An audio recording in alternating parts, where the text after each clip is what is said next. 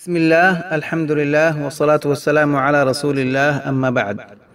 اس نشست میں corona virus جیسی وبا پھیل جانے کی وجہ سے مساجد بند ہو جانے کے نتیجے میں جو مسائل پیش آ رہے ہیں انشاءاللہ ان کی وضاحت کروں گا۔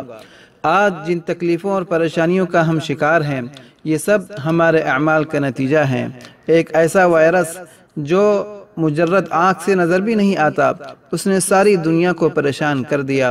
اس وبا اور آزمائش پر توبہ اور استغفار کی کثرت کرنے کے بجائے ہم غفلت کا شکار رہے، جس کی وجہ سے نوبت یہاں تک پہنچ گئی کہ بہت سے ممالک میں اللہ تعالیٰ کے گھر کے دروازے بھی ہمارے لیے بند ہو گئے۔ اللہ تعالیٰ ہمیں معاف فرمائے اور اس بلا اور پریشانی کو دور فرمائے۔ اب لوگوں کی طرف سے نماز اور جمعہ اور خطبے کے تعلق سے کثرت سے سوالات آ رہے ہیں جن کی وضاحت آپ حضرات کے سامنے ضروری ہے۔ پہلا سوال یہ ہے کہ مساجد بند ہونے کی حالت میں اگر ہم نماز جماعت کے ساتھ پڑھنا چاہیں تو اس کا کیا طریقہ ہے؟ تو اس سوال کا جواب یہ ہے کہ آپ جہاں بھی ہیں وہیں اپنے ساتھیوں کے ساتھ مل کر نماز ادا کر لیں۔ جماعت کے لیے کوئی مسجد یا بڑا مجمع شرط نہیں ہے، بلکہ اگر دو ساتھی بھی ہوں تب بھی جماعت سے نماز ہو سکتی ہے۔ ابو داؤد اور نسائی شریف میں حضرت ابی بن کعب رضی اللہ تعالیٰ عنہ سے روایت ہے کہ رسول اللہ صلی اللہ علیہ وسلم نے ارشاد فرمایا کہ ایک آدمی کا دوسرے آدمی کے ساتھ با جماعت نماز پڑھنا اکیلے کی نماز سے افضل ہے، اور تین آدمیوں کا با جماعت نماز پڑھنا دو سے بہتر ہے، اور تعداد جتنی زیادہ ہوگی اتنا ہی اللہ تعالیٰ کو زیادہ محبوب ہوگا۔ لہذا اگر آپ دو ساتھی بھی ہیں تو کوشش کریں کہ اپنے مقام پر با جماعت نماز پڑھیں، اور اگر آپ اپنے گھر میں فیملی کے ساتھ ہیں تو اپنی والدہ یا بیوی اور بچوں کے ساتھ با جماعت نماز پڑھیں۔ طبرانی شریف میں ہے کہ ایک مرتبہ آپ صلی اللہ علیہ وسلم مدینے کے اطراف سے تشریف لائے تو دیکھا کہ مسجد نبوی میں جماعت ہو چکی ہے، تو آپ صلی اللہ علیہ وسلم اپنے گھر تشریف لے گئے اور گھر والوں کے ساتھ جماعت سے نماز ادا کی۔ اب مسئلہ یہ آتا ہے کہ عورتیں اور بچے صف میں کس ترتیب سے کھڑے ہوں، تو اس کا جواب یہ ہے کہ اگر آپ کے ساتھ ایک ہی مقتدی ہے، بیٹا اگرچہ نابالغ ہو یا بھائی یا کوئی اور ساتھی ہو، تو امام کے برابر دائیں طرف کھڑا ہوگا۔ اس طرح کھڑا ہوگا کہ مقتدی امام سے آگے نہ بڑھے بلکہ کچھ پیچھے رہے، اور اگر آپ کے ساتھ آپ کی والدہ یا بیوی یا بیٹی ہو تو وہ پیچھے کھڑی ہوگی۔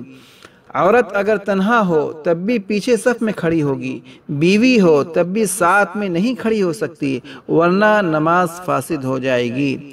اگر مختلف قسم کے لوگ ہوں تو امام کے پیچھے پہلے مردوں اور بچوں کی صف ہوگی، پھر عورتوں کی صف ہوگی۔ اب دوسرا سوال یہ آتا ہے کہ کیا جماعت سے نماز پڑھنے کے لیے اذان اور اقامت ضروری ہے؟ تو اس کا جواب یہ ہے کہ اذان دینا سنت ہے، واجب نہیں۔ اگر کوئی شخص گھر میں نماز پڑھے تو اس کے لیے بھی اذان اور اقامت سنت ہے، لیکن اگر محلے کی مسجد میں اذان ہو چکی ہے تو وہ کافی ہے۔ گھر میں جماعت کرنے کی صورت میں صرف اقامت کہہ لینا بھی کافی ہے۔ اگر کسی نے اقامت نہیں کہی تب بھی نماز ہو جائے گی، لیکن یہ یاد رہے کہ اذان ہو یا اقامت صرف مرد کہے گا، عورت نہیں۔ اب تیسرا مسئلہ یہ ہے کہ جمعے کے دن اگر مسجدوں میں جمعہ قائم نہ کیا جائے اور حاکم وقت کی طرف سے اس کی اجازت نہ ہو تو کیا ہم ظہر کی نماز پڑھیں گے؟ تو اس کا جواب یہ ہے کہ جب جمعہ قائم نہ کیا جا سکے تو ظہر کی نماز فرض ہوتی ہے، لہذا آپ حضرات اپنے مقام پر ظہر کی 4 رکعت نماز ادا کریں، اور جو مسافر ہو وہ ظہر کی 2 رکعت پڑھے۔ اب چوتھا مسئلہ یہ ہے کہ اس صورتحال میں کیا گھروں میں جمعے کی نماز پڑھی جا سکتی ہے؟ تو اس کا جواب یہ ہے کہ غیر اسلامی ممالک میں گھروں میں جمعہ قائم کرنے میں کوئی حرج نہیں ہے، اگر لوگوں کو آنے کی اجازت ہو اور دیگر شرائط موجود ہوں۔ البتہ اسلامی ممالک میں اگر حکومت کی طرف سے پابندی صرف مسجد کی حد تک ہو اور گھروں میں جمعہ قائم کرنے پر کوئی پابندی نہ ہو تو وہاں بھی بوقت ضرورت گھروں میں جمعہ قائم کیا جا سکتا ہے۔ اگر جمعہ قائم کرنا بالکل منع ہو تو جمعے کے بجائے گھروں پر ظہر کی نماز با جماعت پڑھ لیں، کیونکہ جمعے کے لیے اسلامی ممالک میں اذن سلطان ضروری ہے، اور اگر پتہ نہ چلے کہ اجازت ہے گھر پر جمعہ قائم کرنے کی یا نہیں تو احتیاط کا تقاضا یہ ہے کہ اپنے گھروں میں ظہر کی نماز ادا کریں۔ پانچواں سوال یہ ہے کہ جمعہ قائم کرنے کے لیے کم از کم کتنے لوگوں کا جمعے کے خطبے اور نماز میں شریک ہونا ضروری ہے؟ تو اس کا جواب یہ ہے جمعہ قائم کرنے کے لیے کم از کم 4 آدمیوں کا شریک ہونا ضروری ہے، یعنی ایک امام اور 3 مرد مقتدی ہوں۔ چھٹا سوال یہ ہے کہ بغیر خطبے کے جمعہ ہو سکتا ہے یا نہیں، اور کیا خطبے کو مختصر کر سکتے ہیں؟ تو اس کا جواب یہ ہے کہ جمعے کی نماز سے پہلے خطبہ پڑھنا ضروری ہے۔ بغیر خطبے کے جمعہ نہیں ہوتا۔ خطبہ مختصر سا چند منٹ کا بھی ہو سکتا ہے۔ خطبے میں الحمدللہ اور کلمہ شہادت اور درود شریف پڑھ لے اور 2-3 آیت پڑھ لے تو کافی ہو جائے گا۔ دوسرے خطبے میں بھی اسی طرح پڑھ لے۔ ساتواں سوال یہ ہے کہ خطبہ پڑھنے کے لیے کیا ممبر ضروری ہے؟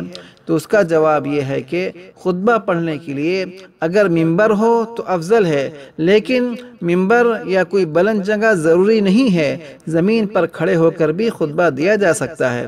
آٹھواں سوال یہ ہے کہ جمعے کی نماز اور خطبہ زوال سے پہلے ہو سکتا ہے یا نہیں؟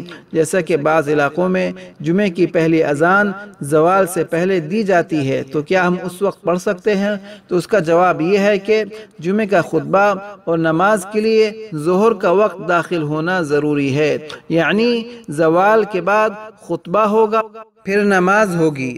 زوال سے پہلے اگر خطبہ دیا جائے تو وہ معتبر نہیں ہوگا۔ اب ایک سوال یہ رہ گیا ہے کہ جن ملکوں میں اذان اول وقت میں دی جاتی ہے وہاں نمازوں کو ان ملکوں کی اذان کے مطابق اول وقت میں پڑھا جائے یا تاخیر کر کے پڑھا جائے؟ تو اس کا جواب یہ ہے کہ جہاں مسجدوں میں نماز ہو رہی ہے وہاں مسجدوں میں ان کے ساتھ جماعت میں شامل ہو کر نماز پڑھی جائے، اور جہاں مسجدوں میں نماز بند ہو چکی ہے وہاں پر گھروں میں عصر کی نماز کے علاوہ باقی نمازوں کو جماعت کے ساتھ اول وقت ہی پڑھنا بہتر ہے۔ حالات کے لحاظ سے تاخیر کی جا سکتی ہے، البتہ عصر کی نماز کو احتیاطاً تاخیر کر کے مثل ثانی پر پڑھنا چاہیے، یعنی مثل اول پر اگر اذان ہوتی ہے تو معتدل علاقوں میں اس سے تقریباً 1 گھنٹہ 20 منٹ کے بعد عصر پڑھی جائے، اور بہتر یہ ہے کہ اپنے علاقے کے کیلنڈر ٹائم ٹیبل کے ذریعے معلوم کر لیا جائے کہ مثل ثانی یا عصر حنفی کا وقت کب ہوتا ہے۔ لیکن اگر کسی نے کسی مجبوری کی وجہ سے مثل اول پر ائمہ ثلاثہ اور صاحبین کے مسلک کے مطابق نماز پڑھ لی تو اس کی بھی نماز ہو جائے گی۔ ہمارے بہت سے اکابر کا اسی پر فتویٰ ہے، بلکہ صاحب در مختار نے مثل اول کو مفتیٰ بہ اور معمول بہ قرار دیا ہے، اور حضرت مولانا رشید احمد گنگوہی صاحب رحمۃ اللہ علیہ نے اپنے فتاویٰ میں اسی کو مطلقاً ترجیح دی ہے اور فرمایا ہے کہ ایک مثل کا مذہب قوی ہے، لہذا اگر ایک مثل پر عصر پڑھے تو ادا ہو جاتی ہے، اعادہ نہ کرے۔ واللہ تعالی اعلم۔ اللہ تعالی ہماری مغفرت فرمائے اور دین سیکھنے کی توفیق عطا فرمائے اور بلاؤں اور پریشانیوں سے ہم سب کی حفاظت فرمائے۔